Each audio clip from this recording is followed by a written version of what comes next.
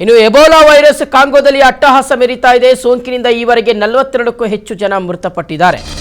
ಕಾಂಗೋದಲ್ಲಿ ಸೋಂಕಿತರ ಸಂಖ್ಯೆ 321ಕ್ಕೆ ಏರಿಕೆಯಾಗಿದೆ. ಎಬೋಲಾ ವೈರಸ್ನ ಆತಂಕ. ಕಾಂಗೋದಲ್ಲಿ 42ಕ್ಕೂ ಹೆಚ್ಚು ಮಂದಿ ಇಲ್ಲಿಯವರೆಗೆ ಮೃತಪಟ್ಟಿದ್ದಾರೆ. 321ಕ್ಕೆ ಪ್ರಕರಣ ಆಕ್ಟಿವ್ ಕೇಸಸ್ ಏರಿಕೆಯಾಗಿದೆ. ಭಾರತದಲ್ಲೂ ಎಬೋಲಾ ವೈರಸ್ನ ಆತಂಕ ಇದೆ, ಆದರೆ ಸದ್ಯಕ್ಕೆ ಭಯ ಪಡುವಂಥದ್ದೇನೂ ಇಲ್ಲ. WHO ಈ ಕುರಿತು ಮಾಹಿತಿಯನ್ನು ಶೇರ್ ಮಾಡಿದೆ.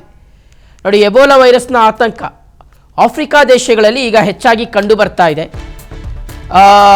ಆದರೆ ಒಂದೇನೆಂದರೆ ಭಾರತಕ್ಕೆ ಆ ರೀತಿಯಾದಂಥ ಆತಂಕ ಇಲ್ಲ ಅಂತ. ಯಾಕೆಂದರೆ ಒಂದಷ್ಟು ಮುಂಜಾಗ್ರತಾ ಕ್ರಮಗಳನ್ನು ನಾವು ಕೈಗೊಂಡ್ರೆ ಯಾರೆಲ್ಲ ವಿದೇಶಿಗರು ಬರ್ತಾರೆ ಅಥವಾ ಪ್ರವಾಸಿಗರು ಭಾರತಕ್ಕೆ ಬರ್ತಾರೆ, ವಿಮಾನ ನಿಲ್ದಾಣಗಳಲ್ಲಿ ಇಮಿಡಿಯೇಟ್ ಆಗಿ ಅವರನ್ನು, ಅಂದರೆ ಆಫ್ರಿಕಾ ಖಂಡದಿಂದ ಬರ್ತಾ ಇರ್ತಕ್ಕಂಥವ್ರನ್ನ ಇಮಿಡಿಯೇಟ್ಲಿ ಪತ್ತೆ ಹಚ್ಚಿ ಅವರನ್ನು ಐಸೋಲೇಟ್ ಮಾಡಿದರೆ ಅಥವಾ ಕ್ವಾರಂಟೈನ್ ಮಾಡಿದರೆ, ಸೂಕ್ತವಾಗಿ ಅವರಿಗೆ ಚಿಕಿತ್ಸೆ ಕೊಟ್ಟರು ಅಥವಾ ಇಮಿಡಿಯೇಟ್ ಆಗಿ ಅವರನ್ನು ಟೆಸ್ಟ್ ಮಾಡಿದರೆ ಎಬೋಲಾ ಹರಡೋದನ್ನು ನಾವು ತಡಿಬಹುದು ಅನ್ನುವ ರೀತಿಯಾದಂಥ ಚರ್ಚೆ ಇದೆ.